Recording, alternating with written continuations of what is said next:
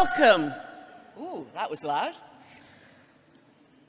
It's a real pleasure to welcome you here to the University of Bristol.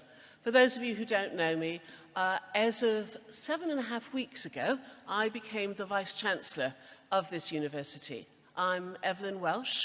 I have been in that other city, London, for the past 30, 40 years, but I'm originally from New York City. So the idea of great cities coming together to do great things is a global problem, a global issue, and one where I'm delighted to see that we have a global audience here to join with us.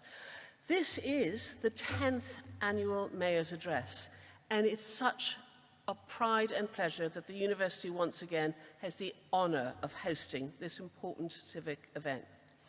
As we, Bristol, recover from the impact of COVID-19, face the cost of living crisis, and the many ongoing challenges, the theme for this evening is the city's future and delivering for its citizens.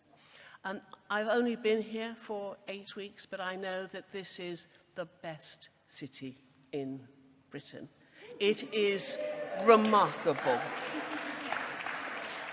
I have never felt such affection, such energy, seen so many brilliant new ideas, and met so many brilliant people. It's famous for such a range of things, but what I've certainly seen is Bristolians do things differently. Not just better, but also boldly. Citizens take issues, academic issues, social issues to heart, and we take them seriously together. I am so fortunate to be responsible for a university in such an extraordinary, distinctive and vibrant city.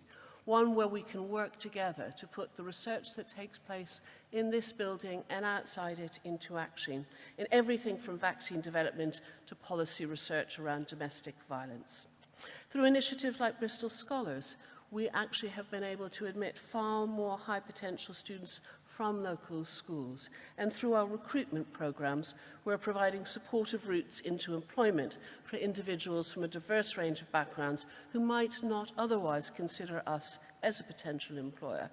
And we're very, very proud to be pledging more than 10% of our apprenticeship levy to support organisations who'd not usually be able to access the levy to create new apprentice roles or upskill existing employees.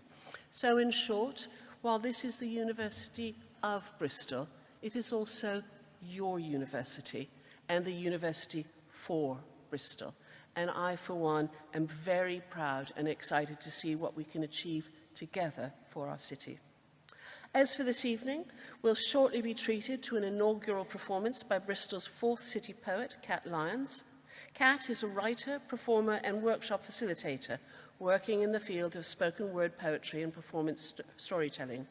Their poetry has been featured in Under the Radar, Ink, Sweat and Tears and Bath Mag, and their debut poetry collection, Love Beneath the Nails, was published this year by Verve Poetry Press. I hope you enjoy the rest of the event, and I'd like to extend a personal thank you to the Mayor, our youth mayors, and our esteemed panellists for their contributions.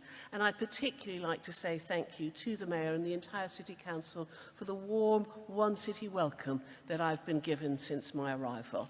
And thank you to all of you for taking the time to join us. So please now join me in welcoming your new Bristol City Poet, Lyons. Kat.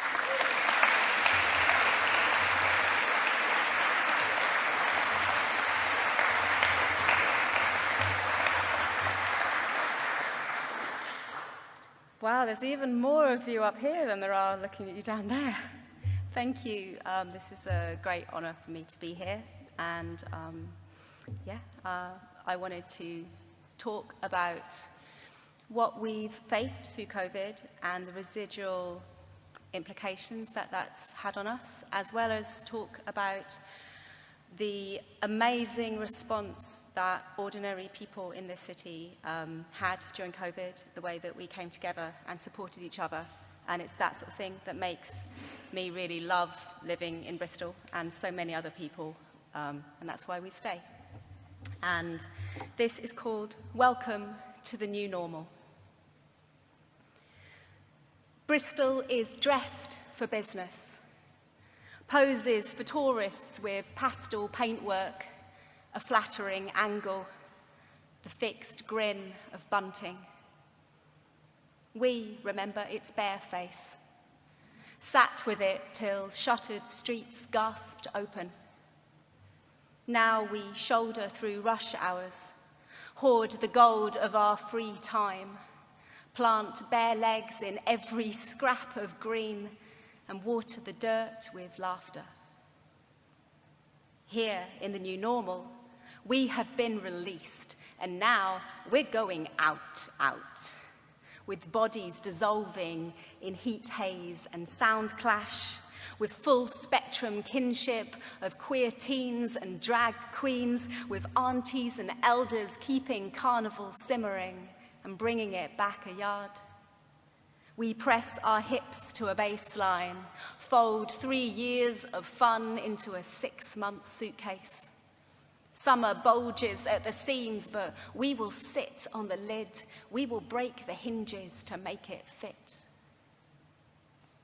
Here in the new normal, we still clap on Tuesdays, or Thursdays, or Saturdays, or any day a show ends now.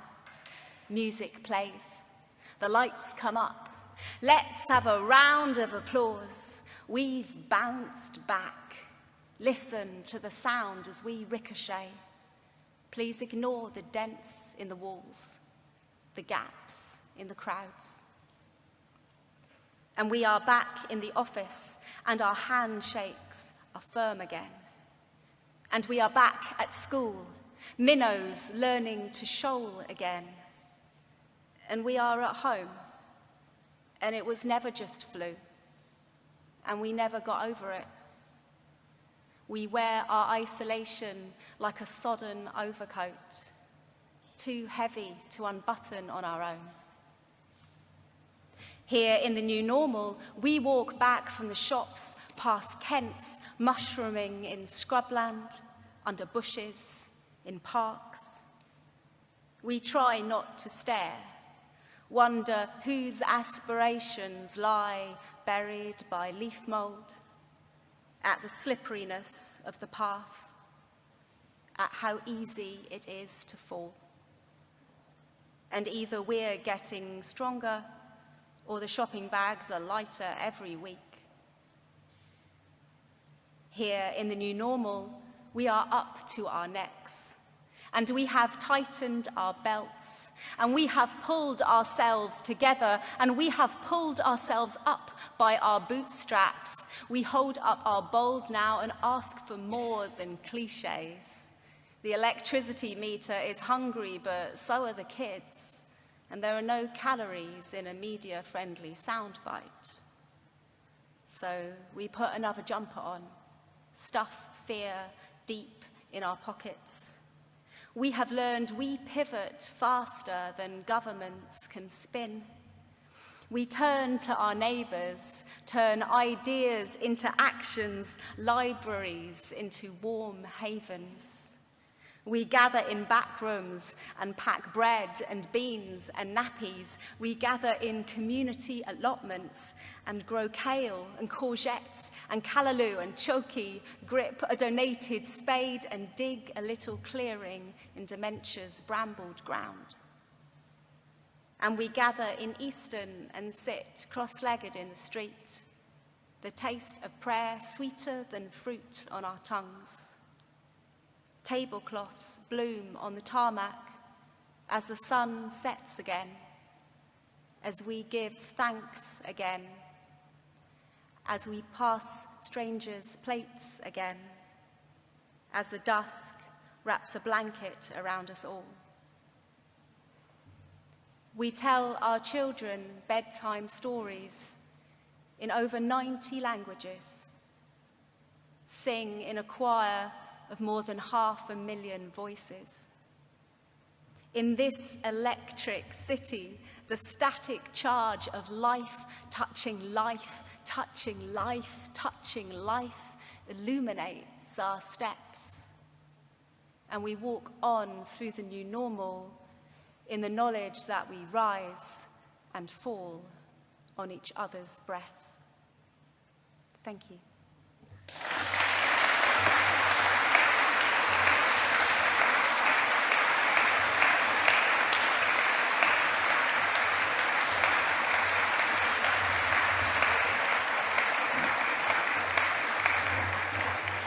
Thank you very much, Kat. It's always a big treat to have our city poets read for us at this event and also work with us through the year. I'm Andrew Kelly from Bristol Ideas, and I'll be hosting the rest of the evening. I'm just going to run through quickly what's going to happen. We're going to have our youth mayors speak next, Anika Mistry and Jeremiah Dom-Ogbonna, and we'll bring those up soon, and then be followed by Mayor Marvin Rees's State of the City address. And following that, Marvin will join two guests we have from Nigeria and Canada. This is part of an international project that we're working on this year, and they'll be answering some of the questions that were submitted by some of the members of this audience tonight, and I'll talk about that a little bit more later. Just before I do that, I wanted to introduce Naomi and Karina, our two signers, who are doing a fantastic job in BSL language tonight.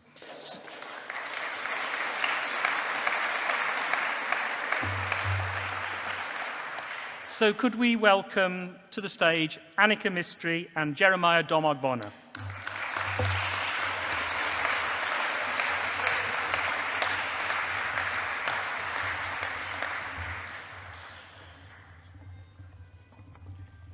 Good evening, everyone. My name is Anika, and I am one of the youth mayors of Bristol. I am 14 years old, and I'm currently in Year 10 at CST Trinity Academy, one of Bristol's newest secondary schools, which you may have heard some fabulous things about already, where I'm starting my GCSE courses, which I'm really enjoying. I'd firstly like to thank you so much for inviting me here today to speak to you all, and also tell you how much of an honour it is to be here, speaking on behalf of the Youth Voice of Bristol as your youth mayor, and I am very proud to also be speaking alongside the Mayor of Bristol, Marvin Rees. Just to give a short introduction, the Bristol City Youth Council is an elected group of young people aged 11 to 18, 24 of which who are voted for in the Bristol Big Youth Vote, as well as 6 area co-optees from North, East Central and South Bristol, and 5 Equality Youth Forum co-optees. The groups that these young people represent are Listening Partnership, Children in Care Council, Young Carers, Unity Youth Forum and Freedom Youth. All of these young people work incredibly hard to represent their area or equality group in the best way they can, to ensure that the Bristol City Youth Council is as equally representative and as connected to other youth organisations and forums as possible. I can definitely say that myself, as well as many other members of the Youth Council, have definitely enjoyed hearing their ideas and their group's perspectives on the issues that we've discussed in Youth Council. We all work collaboratively to ensure that the young people of Bristol feel valued, safe and included in their communities. And in doing so, I think we can all say that we've made some great friends in the past year of working together. This year, our campaigns are Your Health Matters, aiming to improve the health and mental health of young people, Youth Safety Support, aiming to improve the safety of Bristol's youth and ensuring young people feel secure in their local communities. And last but not least, the group that Jeremiah and I are working on, Inclusive Bristol, aiming to ensure all young people feel included and accepted by highlighting communities that are often underrepresented or discriminated against. I'm sure all campaign groups would be happy to hear from you if you feel you could provide some support or would like to get involved in some of their current work. Alongside this, the Youth Mayor campaign specifically highlights the safety and well-being of all young people in Bristol, where we are aiming to tackle numbers of youth violence, both mentally and physically, by providing support to those who might need it and ensuring Bristol has a safe, inviting atmosphere where all young people feel valued and respected in and around the city. Also, as youth mayors and youth councillors, we are continuing to support organisations who have reached out to and assisted us with some of our campaigns previously. Personally, I'm incredibly passionate about the youth voices of Bristol, particularly of those from diverse backgrounds, as a girl from an Asian background. I love to hear the perspectives and experiences of others, which definitely influence how we try to make Bristol a kind, welcoming community for all. One of my main ambitions while pursuing my role as youth mayor is to encourage and accelerate all voices of young females. I would love it if all young girls and women had the confidence to speak their minds. However, I feel we need to display our intellect, our experiences, and our potential with the world in order to get our voices listened to. I have recently had the most incredible experience of taking over the role of Tom Keith Roach, President of UK AstraZeneca, for the day. This was part of a girls' takeover run by Plan International as a celebration of International Day of the Girl on 11th of October. This was after a series of interviews and selection criteria that I was chosen as a finalist for this role, something that I never thought I would ever have the opportunity to do. I believe there needs to be more organisations like this that acknowledge and support us as young women and girls and amplify our voices that have been, in multiple scenarios, ignored. However, Youth Council isn't just about the development that we make as a result of our meetings. It is also about the development that we make ourselves as people, representatives, students, and friends. I can proudly say that we definitely help and support each other with the things that we do, both in and outside of Youth Council. Personally, my confidence has definitely grown with the numerous opportunities I've been given, as well as my experiences, which have definitely become increasingly surreal, starting from the minute I became elected as Jeremiah took leave to study for his GCSEs. In March, one of the first events I attended as youth mayor, I presented at Bristol's Walkfest, presenting my views on how we can improve pedestrian safety from a young person's perspective. I think at this point, I hadn't quite been able to comprehend what the role of youth mayor included, and it was somewhere near this time that I'd realised I'd found a passion and joy for public speaking, presenting the views of others while representing my peers. This was followed by the incredible opportunity to become a guest speaker at the Big Tent Political Festival held in June, where I spoke on a panel of incredibly inspiring role models on the topic of how we have better political conversations. It was also amazing to have been invited to meet HRH, the Princess Royal, where I answered the questions she had about the work among young people and what we are doing to improve our city. Earlier this year, young people from Bristol City Youth Council were given the opportunity to be involved in judging and attending the Young Hero Awards too. These are just a few of the examples of when young people of Bristol have been represented, listened to by adults, particularly those in power or authority. But the truth is that all young people have the power to speak out. Whether or not they are listened to or engaged with is determined by who they are speaking to and who they are choosing to communicate with. Often, it is young people who will make the difference, who will speak their mind, and who will challenge others. This should be considered every time young people are undermined. I feel we make all the difference. It seems like this is something a lot of people would say, but we are doing something about it. I'll now hand over to my co-youth mayor, Jeremiah.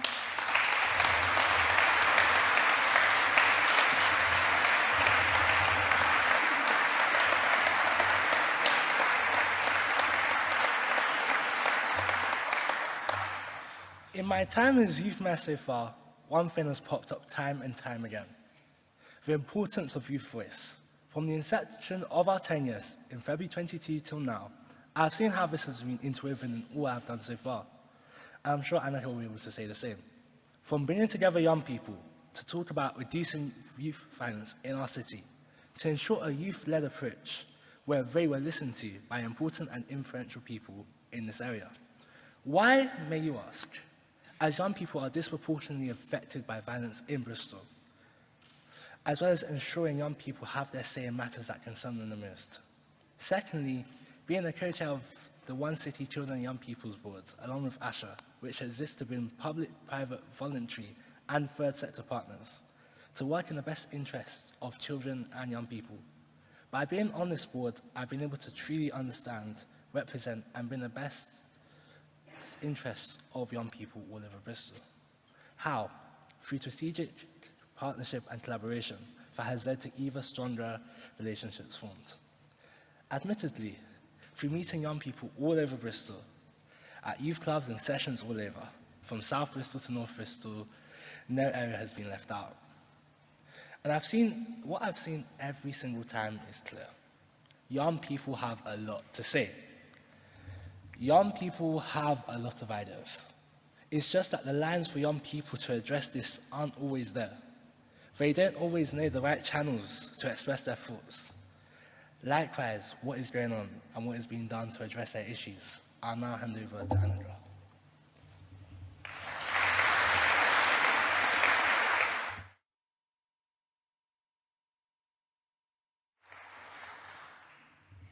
We would like to finish off by thanking Marvin Rees, Bristol City Council, and in particular, Martin James and Claire Corrigan, for your help and support and for giving us this amazing opportunity.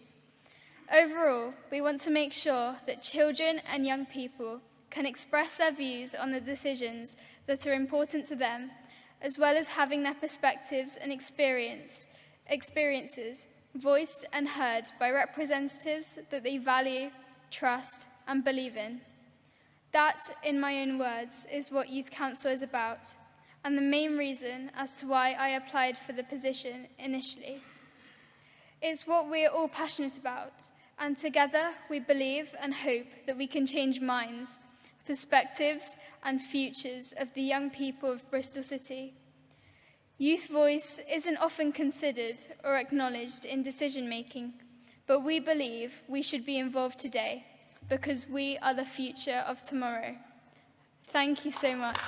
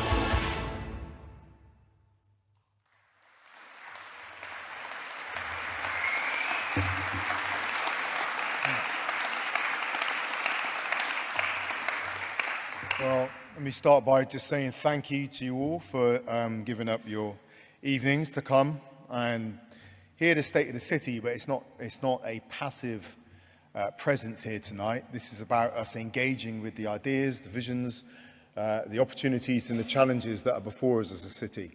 And I think one thing that film just reminds me is that we have to do that on purpose. A good future won't just happen to us. It happens because we plan it, and then we pay for it and organise ourselves to make it more possible. And I just want to say thanks also to the city partners, the University of Bristol, to my cabinet, sat in the front row as well, to my children, my little girl having a picnic over there, my wife, she won't like me for that later, my wife, my mum and friends here, and all those people that just are part of this leadership journey every day. As leadership is a collective act, as I will come back to later. So tonight I'm going to talk about what it is to be Mayor of Bristol, to actually lead a city. I'm going to talk about how we lay the foundations of change, deliver, and I also want to set a little bit of a challenge for us on how we continue the momentum we've built up over the last few years. But I actually want to start with a promise to Bristol, which is rooted in the moment in which we find ourselves. And it's this, that we will do our best to support the city through this national cost of living crisis.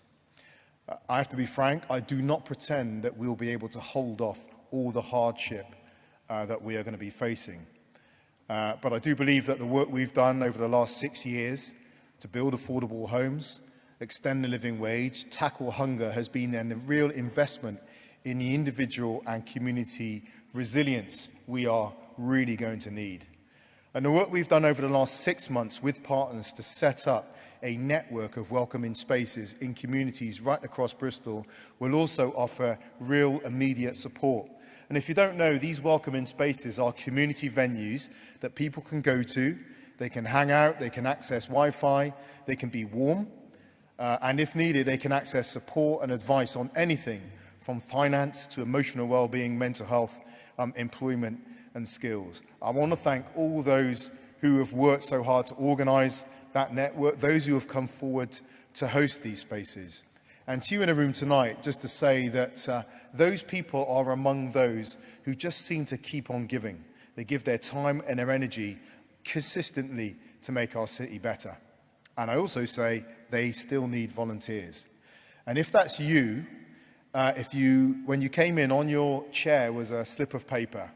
If you would like to give your time to volunteer at one of our welcoming spaces, fill in the form with your contact details and sign it and hand it in on the back table at the end of the night. Or, alternatively, you can sign up on the Can Do Bristol website, and the address is also on that form. And I also want to take the occasion just to thank the benefactor who put a considerable sum of money forward to support welcoming places. They've asked to remain anonymous, but I just want to publicly say thank you. But I can't emphasize just how challenging the coming months will continue to be. Not least because this cost of living crisis is being mirrored by a cost of operating crisis that's being faced by the public and voluntary community sector organisations who are most relied on in times like these. If you take City Hall, our operating costs are rising. And this looks like a best case scenario of us having to find around £30 million in savings in 2023-24. That's about 10% of the City Council's budget. Worst case scenario is £62 million. And it's in that context that it's important, I believe, that we come to a shared understanding of what Bristol is and the circumstances in which we find ourselves. And that's because, as the proverb says, a problem well defined is a problem half solved.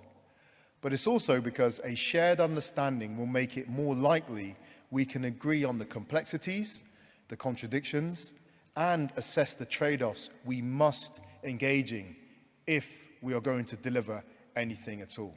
So, Bristol is a city of 42 square miles.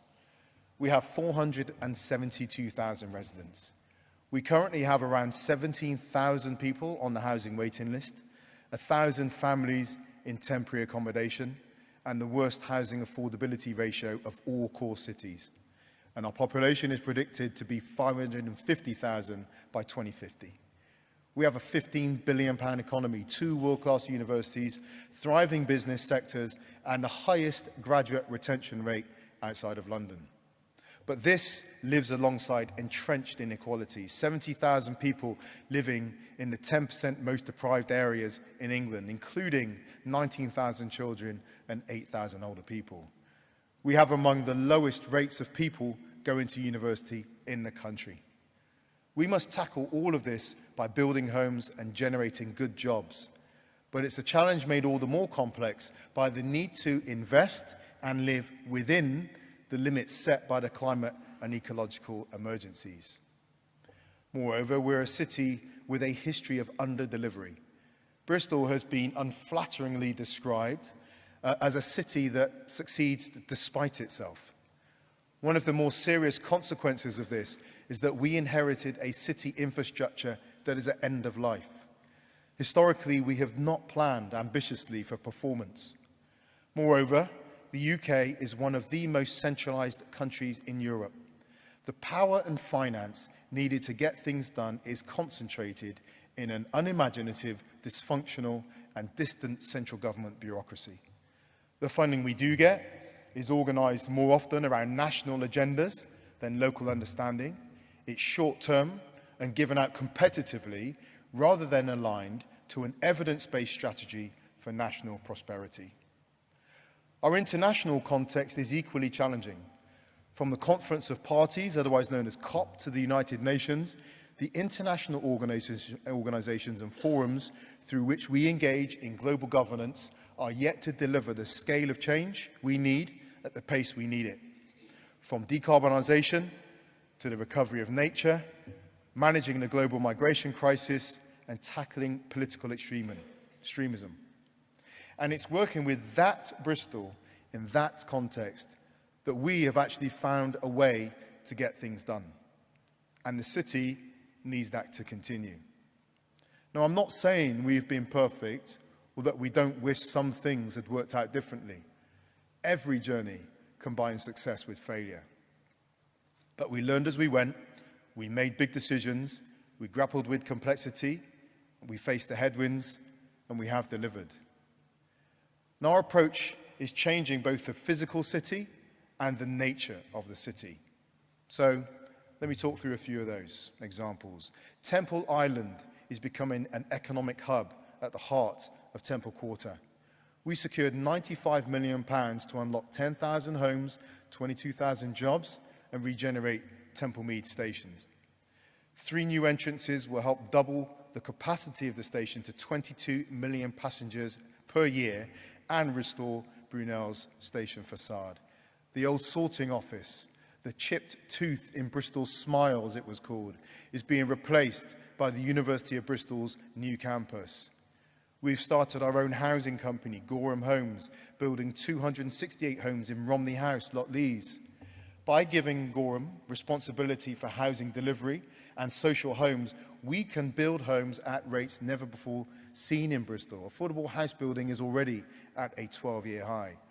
We've broken ground at Hengrove Park and will have 1,435 new homes, 50% affordable.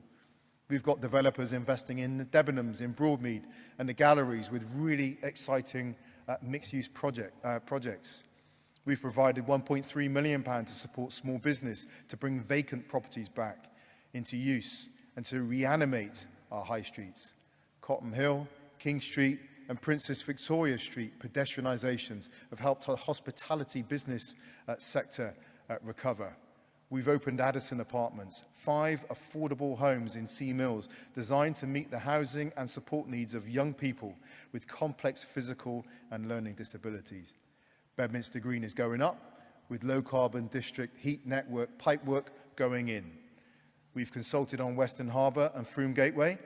The Western Harbour is in master planning, and Froome Gateway is on its way.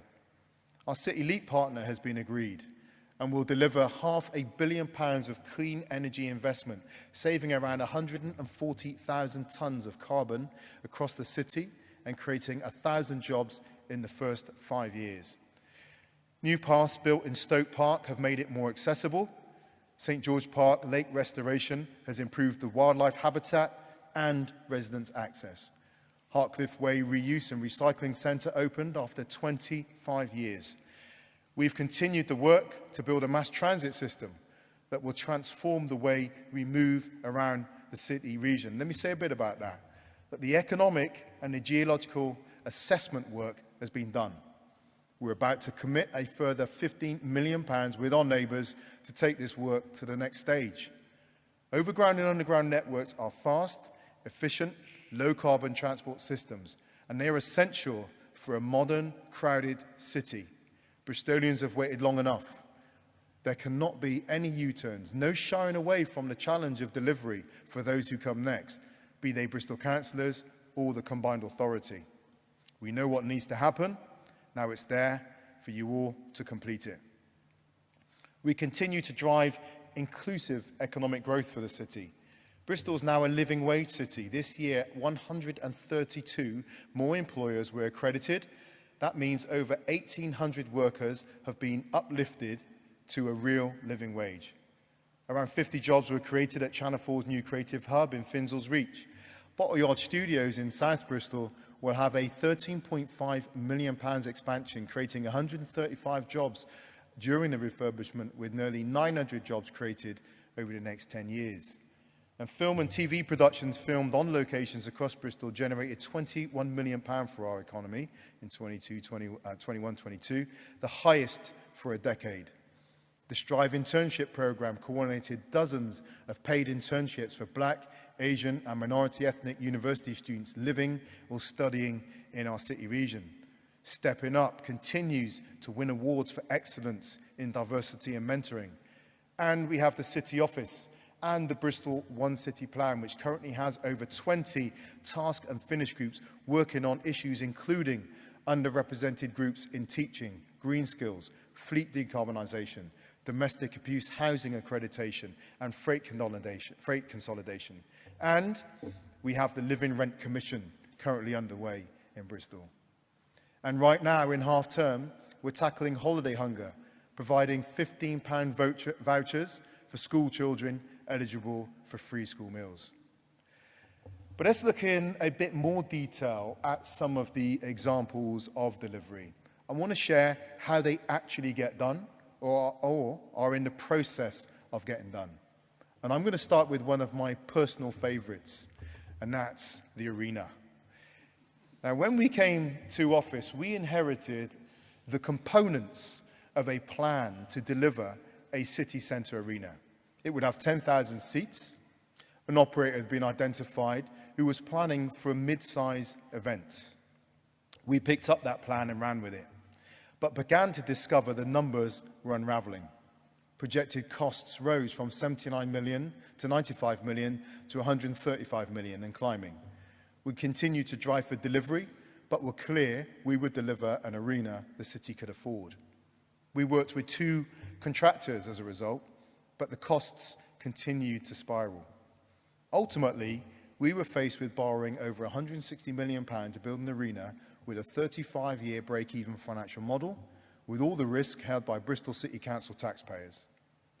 Now, in the meantime, we'd been in talks with L&G, whose plans for a mixed-use development on Temple Island, including homes, hotel, conference centre and retail, were predicted to generate 3 times as many jobs, 3 times the economic value, and twice the tax revenue. We were also in talks with YTL, who were offering to convert the Brabazon Hangars into a 17,000-seater arena on their land, at their cost, and at their financial risk. And I had to make a choice in that context about what to do with Temple Island. Now, the political wind from the council chamber, the Twitterati and commentariat, supported the building the arena on Temple Island, but that was against the financial intelligence. So we could have proceeded with the decision based on the political noise, or we could make the right decision based on that financial evidence. And we made the right decision. Now, if we had built the arena, we'd have carried that debt and that new building into the lockdown. And the financial and reputational consequences of that would have been considerable, to put it mildly. Instead, we now get the homes, the hotel, the conference centre, and the jobs on Temple Island, and we get the UK's third largest and Europe's most sustainable arena. And what this demonstrates, what this speaks to, is the ability to use hard power to rise above the council chamber's noise and make evidence-based decisions, and then also to use soft power to attract partners and investment. A second example is our ageing city infrastructure. Now, Bristol's infrastructure is decaying. From the crumbling harbour wall to a collapsing chocolate path to at least 8 bridges with structural flaws, the city we have inherited is one in which so much is at the end of its life. And I liken it to taking ownership of a car that has never been serviced and then being told the cam belt urgently needs replacing. And in the case of the chocolate path, it actually snapped. Now, we knew from our engineers and senior highways team there were structural flaws, but we didn't have the money readily available. So we made the right safety decision to close it in December 2016, just months after coming into office, incidentally. We then set about planning the funding, but in early 2020, it slid into the river on the very day we had closed the contractor's bid for the repairs. Now, we learned from that and set out to fund £18 million of repairs to our bridges: Redcliffe, Prince Street, Jail Ferry, Spark Evans, Bath Bridges, Bedminster Bridge, Langton Street, Vauxhall, and of course recently Avon Bridge. Now, these problems have been ignored for years, and nothing was done because political decisions often follow public commentary and controversy at the expense of less visible underlying challenges. Now, for a third example, let's look at how houses are built. Now, we must remember that house building isn't only significant because of social justice, health, but the kind of homes we build and where we build them will be one of the biggest determinants of the impact our urbanisation has on climate change. Now, houses get built in different ways. The minority are built by the council on land we own, like Hope Rise, and funded by the city. They're a minority because since the 1980s, we have only been able to use finance sourced by the rents of those who already live in the council's housing stock. And yes, the system for council house building is that they have to be funded from the pockets of existing council tenants. Some homes get built by private developers on the private land, much like Bedminster Green. Now, we build relationships with developers to ensure they build well, build affordable, mixed tenures, and protect land for employment and nature. And some get built on council-owned land in partnership with developers, like the 173 homes on Bocklock's Airport Way and 185 homes at L&G's Bonington Walk. Both of those were slated for development for decades, but it took personal conversations at MIPIM, that's the big property developers conference that happens each year, and at City Hall to get them over the line. Now, where we own the freehold of the land, like the Debenhams site, we have more influence. We can use it again to deliver against our city aims while acknowledging developers' need for financial viability. Some have raised concerns that we have got involved in planning. We have. We've been elected to shape the city, and the outcomes we want cannot be left to the chances of a developer aligning with an out-of-date local plan and a quasi-judicial process. We don't interfere with the legal planning authority process, but we work to push the UN Sustainable Development Goals, affordability targets, mixed tenures, modern methods of construction, and active frontages. Now, we need to understand the importance of this. You know, as early as 1963, the World Health Organization said that after protecting world peace, urban planning is the most important challenge we face. So we have to be there. And what all these examples, I believe, show is this.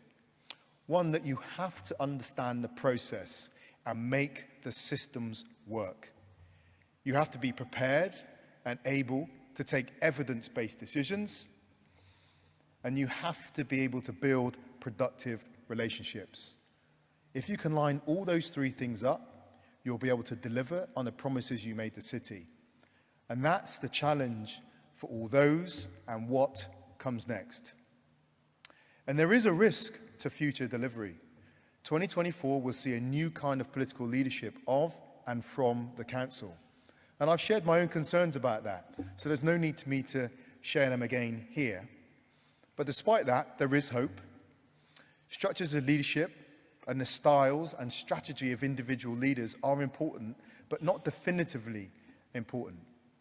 It's not positions of leadership, but acts of leadership that enable change. The success of the committee system will be partly judged on its ability to deliver, and that will depend on its ability to work with the city rather than falling to the council chamber's natural tendency to look inwards. The truth is, when you first come into office, you're limited in your insights. We come into power through a system of retail politics, characterized by the making of promises and offering of solutions to problems we think are important to you. But when you walk through the door, ideology meets pragmatism. You must work with everyone, including unlikely allies, to change the systems and processes you can control and influence those you don't, so that things get done. All the while, you have to pray the economic, political, and social forces over which you have no control whatsoever, such as inflation, wider stability, and health, end up working in your favor. Now, the world in which we have to operate is characterized by complexity and nuance. But our ability to lead and enable change is squeezed by a simplistic and binary positioning within our politics. The former Conservative MP, Rory Stewart, recently said, "The things that matter require quite complicated, thoughtful, long conversations where you're learning all the time what you got wrong. And instead of which, you've got a culture that's developed of people who have very strong opinions, which are frequently very popular. But what we're lacking is the time for thoughtful, nuanced conversations in which we admit we could be wrong." Now, that complexity we work with means all solutions come with a price. And the longer a crisis is left to fester, the greater the price for that solution. The example of housing shows us that if you want to protect land for nature, you have to build at density and height, or you sprawl and lose nature, or you don't build at all and you compound the housing crisis. You have to choose your solution, but you then must own the cost. Now, my time so far has also strengthened my understanding that leadership and our city are collective acts. Political leadership must grow beyond seeing the council as merely a collection of services. We must be more than that. Our former Chief Constable, Andy Marsh, once said, "World-class public sector leadership is about what you influence more than about what you control." That is a small view of politics that says local government is only about local services. But working for the good of our cities today also means working for the good of the international populations who help make up our cities, which means working for the world's common good. Now, as well as this, working for the good of the city requires influencing national and international trends and policies that directly affect city lives. This finance we need to pay for homes, infrastructure and decarbonisation is not contained within our city boundaries. So we've taken this challenge on as part of the leadership of 3CI. We have identified over £330 billion of low-carbon and net-zero projects across the UK's largest cities, and we're reaching out for international finance. And this work with the world's cities is essential. The battle against climate change will be won or lost in cities. 55% of the world now live in cities, and this will be 2/3 by 2070. Cities consume 80% of the world's energy and are responsible for 75% of emissions. Chaotic and inefficient urbanization will increase the pressure on the planet, but more efficient living at higher density that our cities offer can minimize the resources each person uses and minimize the price the planet pays for hosting us in our growing numbers. But fundamentally, within all of that, we have a global responsibility as Bristol. We are increasingly sought out by fellow city leaders and city global networks, think tanks, and global organizations. They see us as a city that has a meaningful contribution to make in organizing and governing ourselves in the face of the political, economic, social, and environmental challenges in front of us. And as part of our ongoing international work, I want to add tonight that I'm pleased to announce our newest international ambassadors agreed by our International Strategy Board. And so to share their names with you tonight, they are Helen Cole, the CEO and founder of In Between Time, Sean Sobers, UE Professor and History Commission member, and Ellis Genge, Bristol Bears and England prop forward.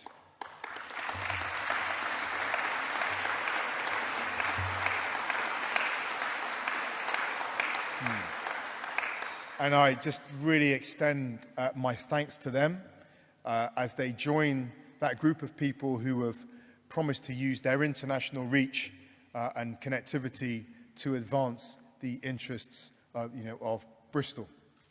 And what they will be doing is increasing our cultural and economic presence on the world stage, as well as take part in activities within the city that build on the links of our international diaspora.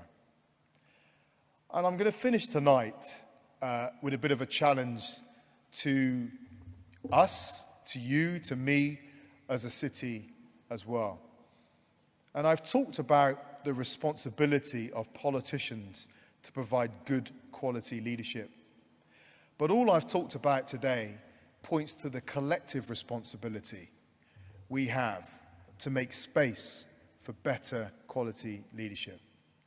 And my request is that we consider the possibility that the politics we get isn't only down to politicians, that it might actually be a distilled reflection of who we are as a society and an electorate. We need to make space for and even value politicians who tell us what we don't want to hear. We all know what people want to hear as politicians, and some politicians court popularity by promising all wants can be met.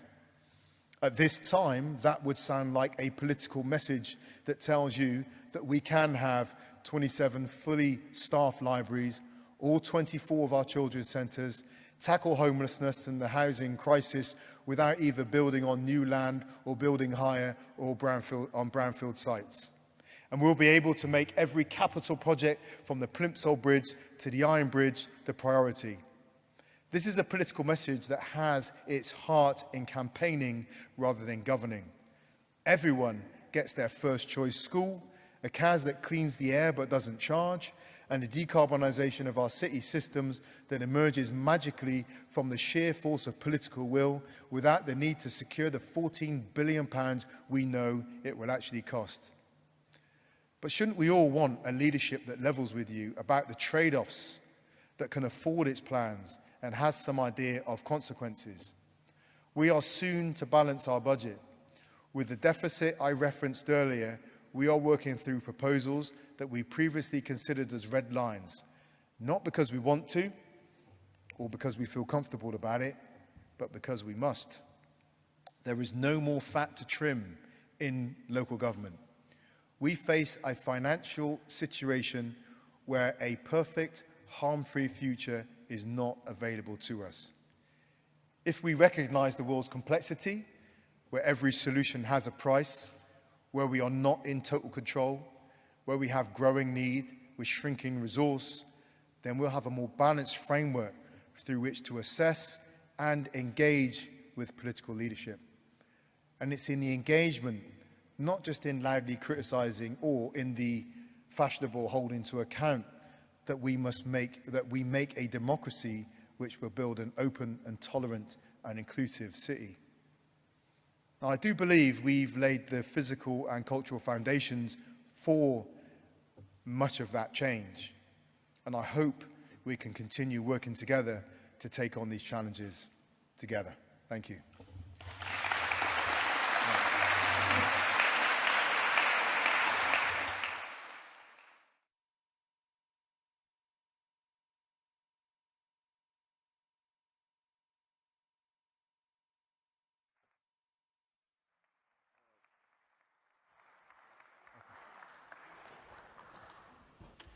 Thank you very much, Marvin. Just to remind you, I'm Andrew Kelly from Bristol Ideas, and I'm hosting this final part of the evening.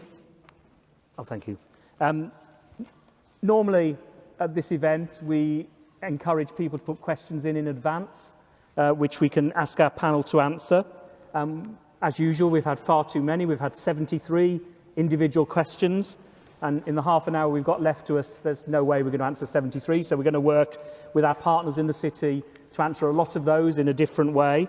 But also we wanted to do something different tonight and look internationally at cities. Now, why are we doing this? Bristol Ideas is involved in a project this year working with a festival in Lagos, Nigeria, the Ake Festival, and with the Toronto International Festival of Authors. And this is supported by the Bristol and Bath Creative R&D in a project called Here and There.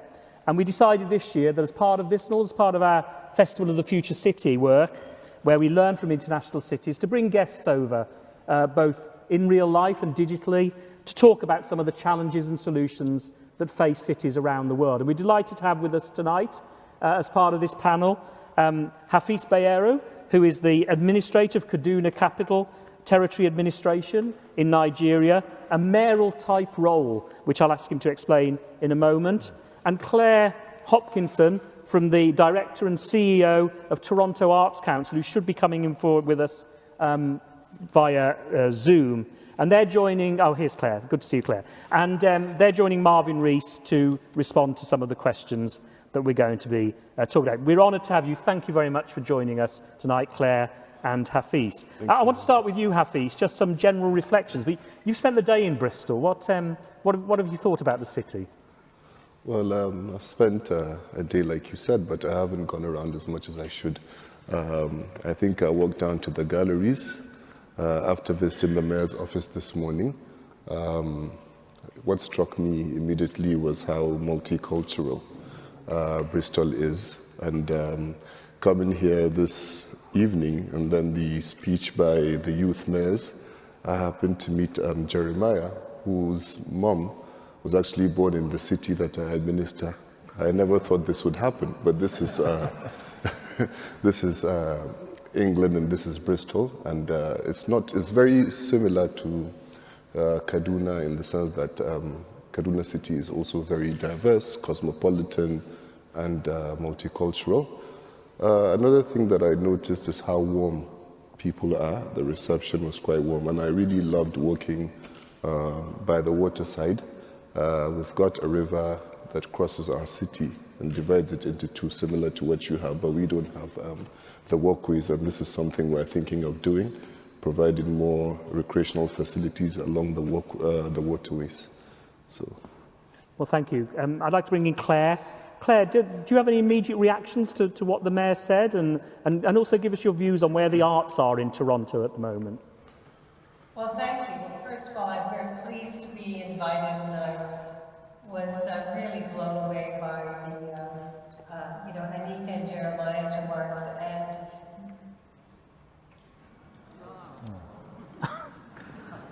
let's carry on. We'll try. Thank you. We lost you for a minute, Claire. So what about, tell us where the current position of the current state of the arts in Toronto? Well, we've got an incredibly vibrant city. We have one of the most culturally diverse cities in the world. So, of course, we have stories that reflect the globe and global issues, particularly huge focus on social justice at the moment.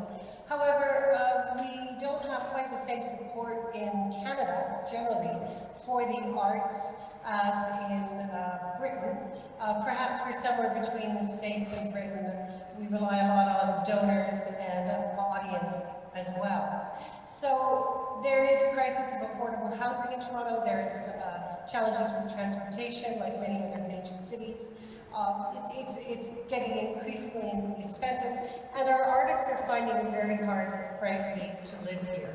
As a matter of fact, 80% of our artists find or believe that they cannot live and work in Toronto, and the majority of them, or 65% of them, live below the living wage. So that's a huge challenge for us. I would say it's not just a municipal challenge, it's a federal challenge, and we've been lobbying to have a universal basic income. Or also space. We have such a booming housing market, and why it's unaffordable for many young people and others who are getting into the housing market. And because of that, we have artists who are, thinking of leaving the city if they haven't left the city already. But it's a huge arts community. It's a huge film sector. The arts and creative industries are the lifeblood, or a lifeblood of the city. I shouldn't be too much into hyperbole, but I would say this is an arts city, and that the vision that we've held for the last number of years, called Creative City Block by Block, is about giving access to the arts throughout the entirety of the city. And even though we don't have performance spaces outside the downtown core and fewer and fewer inside, we've been making use of libraries, museums, big program arts in the parks, really making it affordable, free, accessible, arts, professional arts activities, and community engaged arts activities throughout, this very large city of 3 million people. Great, thank you. Hafiz, one of the questions we were asked to look at by members of the audience was about social inequality and inequality. How unequal is your administrative area? Well, inequality is a worldwide problem. It's something that we need to keep working on, and it is the same everywhere, just in you have to look at the context in which you talk about inequality. Where I come from, we have a few 1% very rich people, very wealthy people, and then you have not very many of the middle class, and almost everyone struggling to get up the ladder. So it is unequal. Like in most cases, I've heard the mayor speak about inequality in Bristol, and it is a topic almost every city, is a problem every city faces. We haven't found the silver bullet. There probably isn't a silver bullet, but we have to keep working towards making lives better for those at the bottom of the ladder, and ensure that we hold their hands and ensure that there's more economic opportunities for them to rise up and be able to contribute more to the economy and to the cities in which they live, and be productive citizens of that city. Marvin, social mobility has always been a strong theme of yours. The figures suggest we're going backwards, not forwards here. What do you think we need to do? Well, we are. I mean, we were already one of the most socially mobile countries in OECD. Far back as, I think it was 2013, Alan Milburn's report, Elitist Britain, suggested that our background was a bigger predictor of where we end up than talent and hard work. And that was a report that was signed off by Cameron, Miliband and Craig as well, and John Major as well. Again, there is no single intervention. I think the challenge for us is that turgidness of mobility is baked into the way our system works. But what do, right? We picked out housing. We think it's one of the single most significant interventions we can make across health, coherence, a stable place for an educational journey. A head teacher of a primary school said to me, if there's one thing he could do for his children, he'd make sure everyone had a kitchen table. The point was a home, and a home with enough space to do work. It's one of the reasons then we've really tried to back, we've gone on with Thrive and the work around mental health, if we're looking at life course. But then we've made some interventions actually in mid-career. So, the work that Asher and Christine launched with Stepping Up, first of all starts with African and Asian heritage people, but then extended to women and disabled people. I mean, 60% of those people within the first 70% went on to get promotions within 9 months. So it said there was a stickiness in our organisations that could be unlocked with a little bit of intervention. And by the way, unlocking that stickiness isn't just for the advantage of the individual, that was talent and ability and a contribution that was being unlocked in there. So we make those direct interventions in the career prospects of people, the same with extending work experience to more people across Bristol. But we've got to look at those kind of underlying invisible drivers, such as inequality in housing, that also just rob people of life chances. Now, both Claire and Marvin have talked about housing and problems there. You have a housing problem as well. Yes, the whole country, Nigeria, has a housing deficit now of about 21 million. Kaduna, the state I come from, not the city, is about 5% of Nigeria. So you could say we have that amount, back in Kaduna as a state. Then if you look at the city that I administer, which is about 40% in terms of population, then we've got 40% of that number that we need to address, which is about 400,000. We are not building enough. We need to build more housing because, like Marvin said, it's an indicator of people being able to move up the ladder. People being able to own houses is something that is very significant, is very important, and we're simply not doing enough. We're looking at private sector funding, building houses through public-private partnership, because there just isn't enough government funding. Funding for infrastructure is a worldwide problem again, particularly in cities. There just isn't enough government funds to go in. I was looking at the budget of Bristol this morning, and I realized that Bristol City Council has 50 times the budget of Kaduna Capital Territory Authority. And conversely, we have 8 times your population. But on the other side, again, you have 8 times our GDP in terms of looking at the city. So you can just see the problems that we're facing and where we're coming from. The government is building houses, both the state government and the national government, affordable housing, but at the same time, we are vigorously pursuing private sector investments, and we're making headway, and hopefully this administration, where the governor who I work for, my boss, is leading, would build, or would have built at the end of it next year, about 20,000 houses. But it's simply not enough, and we need to keep doing more. Can I just, sorry, yeah, can I just say on that point, because it's really important, that challenge you face over housing, we as a city, as a global city, cannot just see that as an overseas distant issue. One of the points I made in my TED talk, and that we have been working on with the World Economic Forum and with core cities, is that bad urbanization in the global south will cost us all in terms of climate change. So we have to find a way of getting the finance to leaders in the global south so that the kind of urbanization journey that they go on is one that is not chaotic and disorganized because people live in the slums, but is actually organized and decarbonized and efficient, and all the rest of it. So that is a challenge. But the politics of getting more money into the global south is another thing that we're trying to work out, right? How we get it straight into your hands rather than through the national government. I totally agree with you.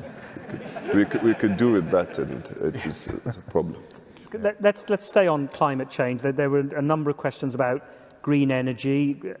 Claire, I wanted to come to you first. There's been a lot of work in this country on greening the art sector. Is this something which is also happening in Toronto?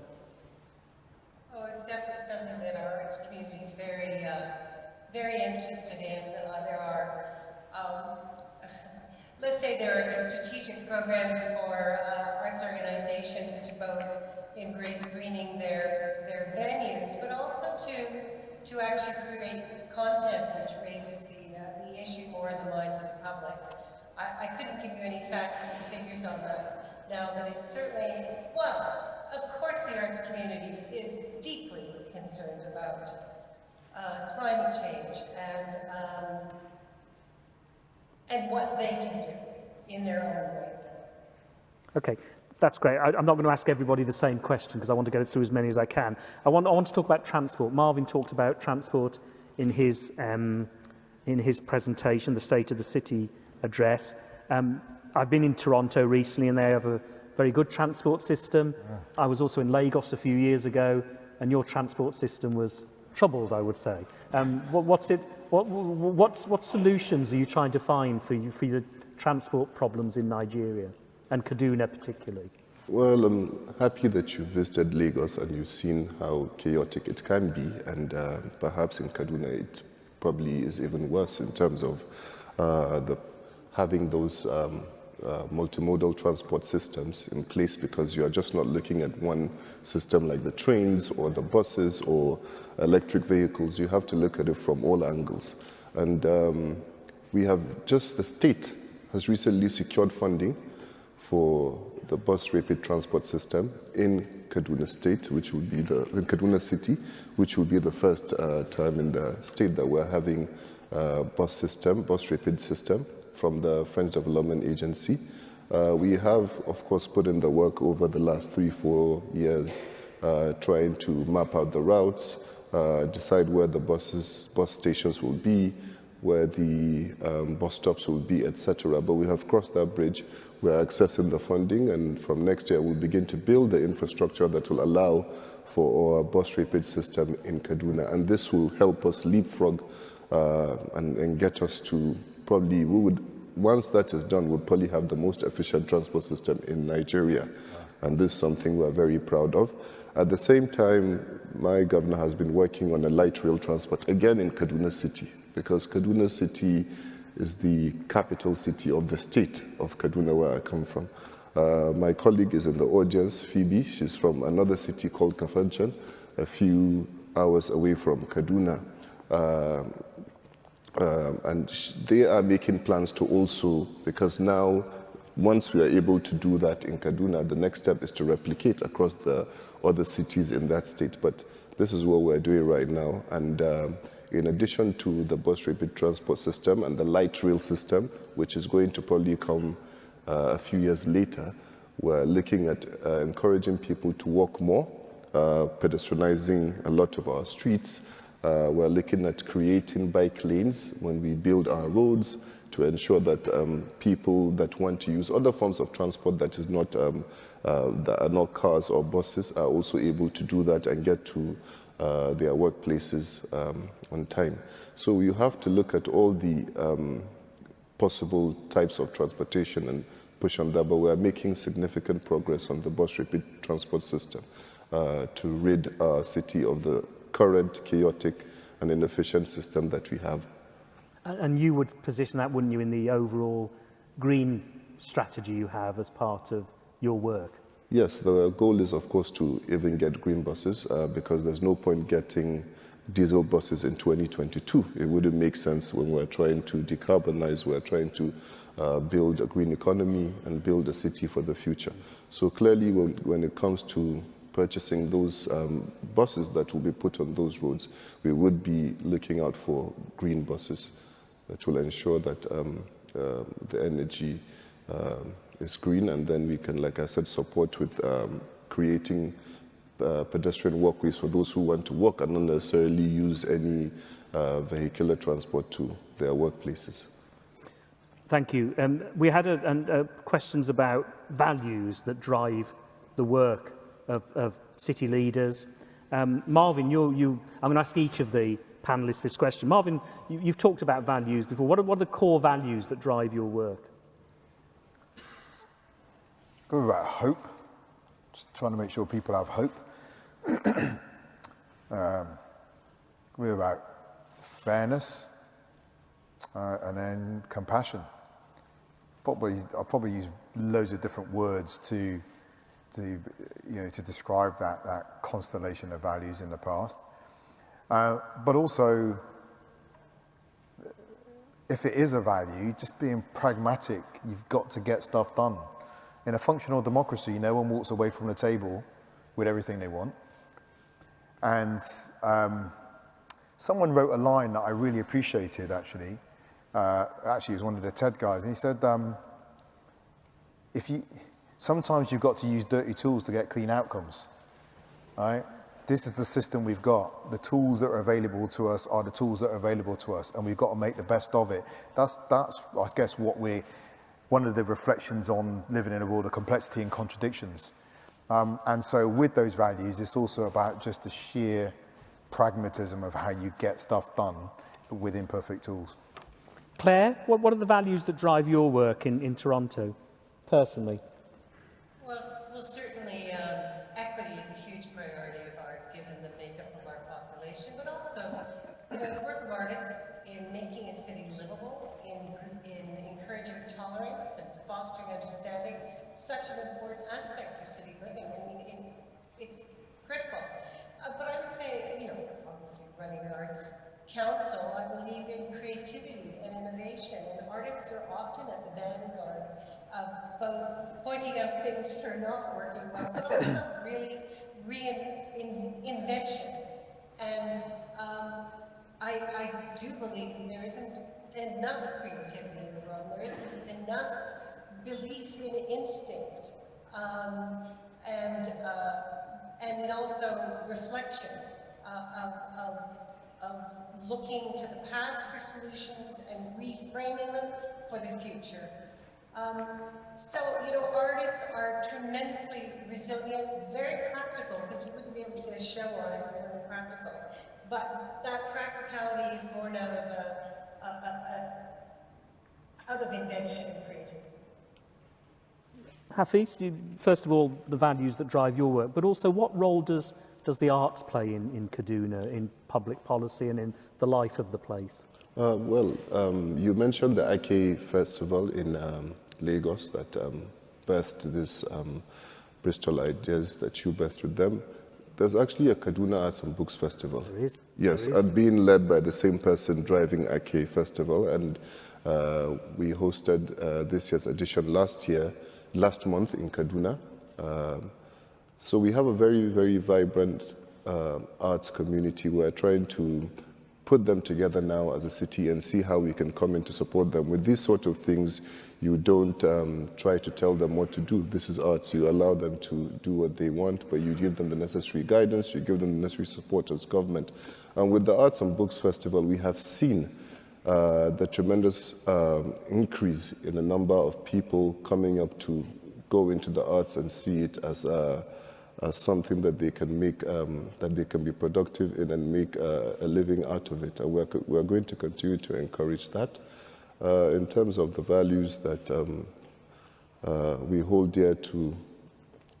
dear in doing our work in Kaduna is integrity, because we come from a place where there's low trust in politics and politicians. We're still a very young democracy.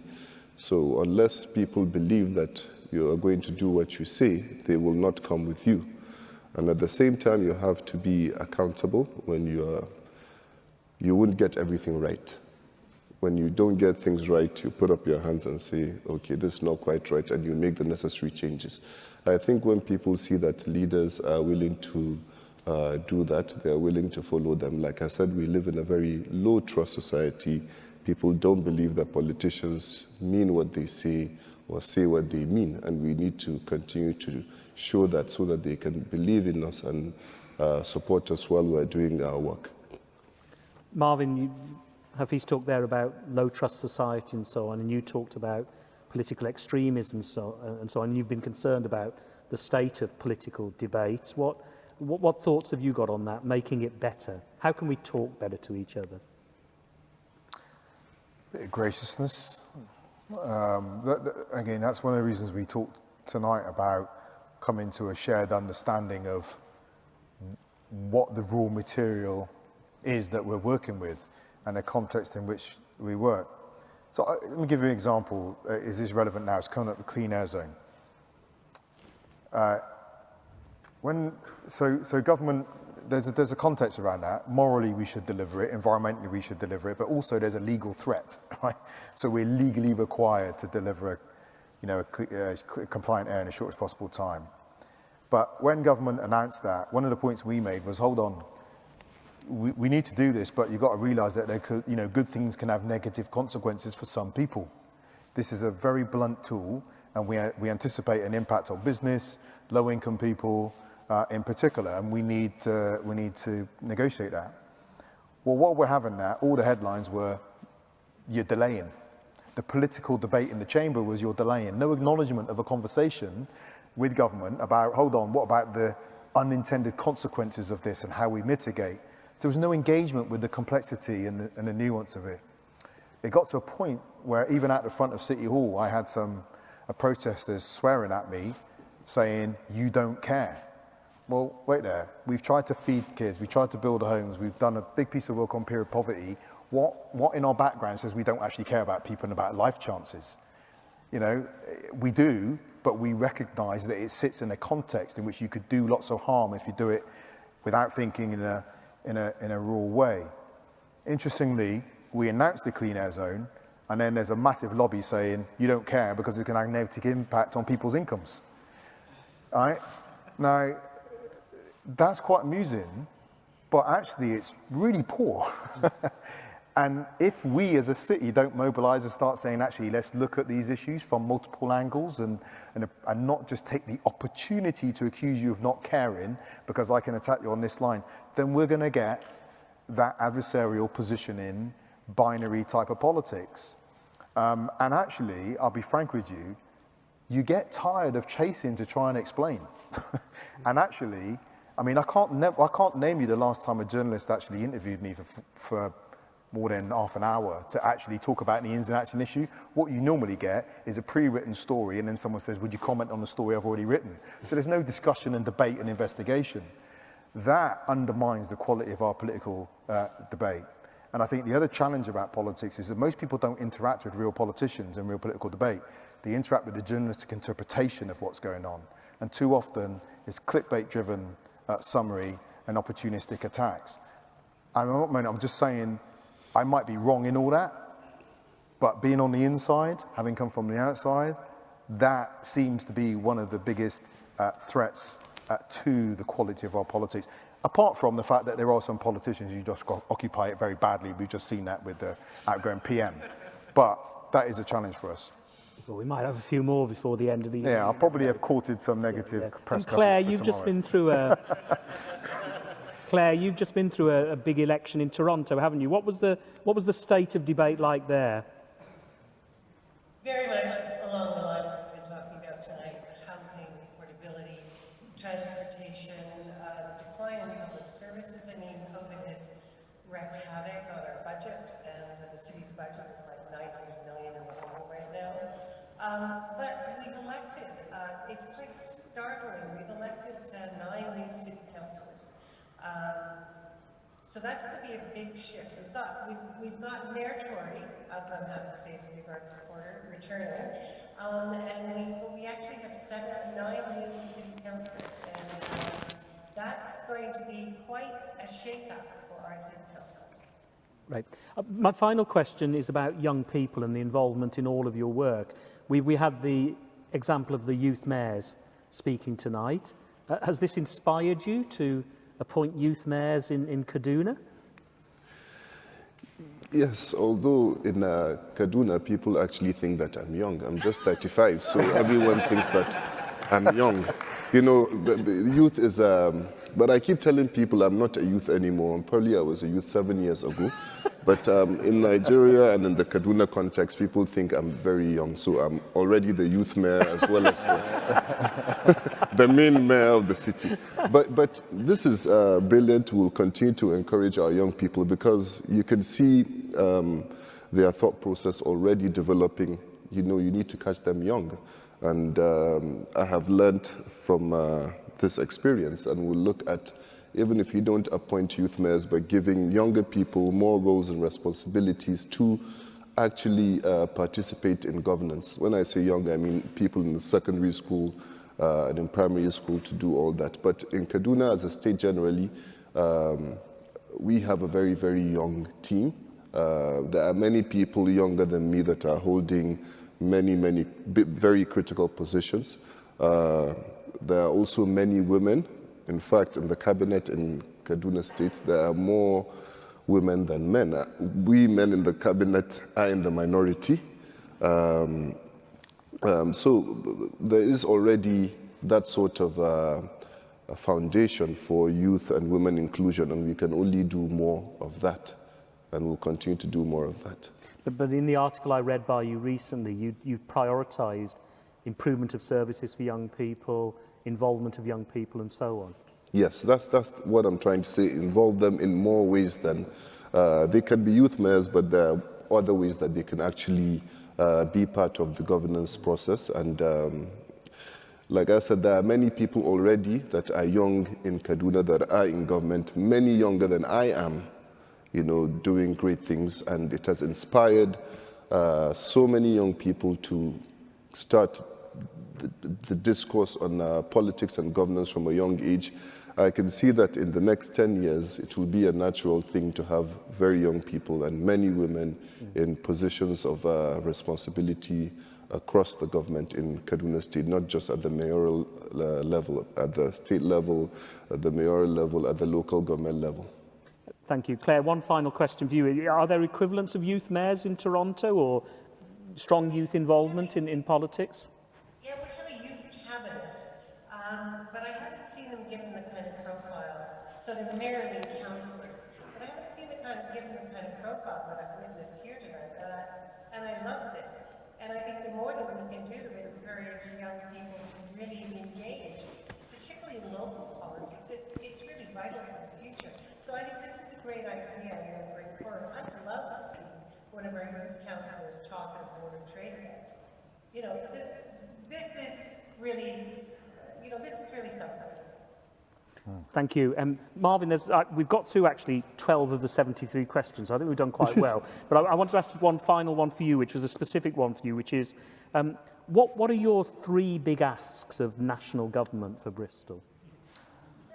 Well, I got a couple, but I just want to say, in my cabinet is incredibly encouraging and always make really uplifting comments to me. And about half an hour before walking up, Asha came in and said, "Oh, you just had a shave to make yourself look younger," which was really nice. To do that made me feel great.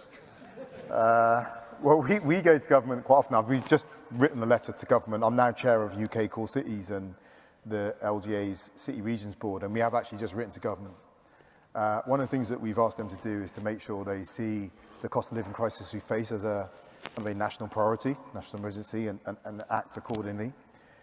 We've asked them to have a proper understanding of the role of local government.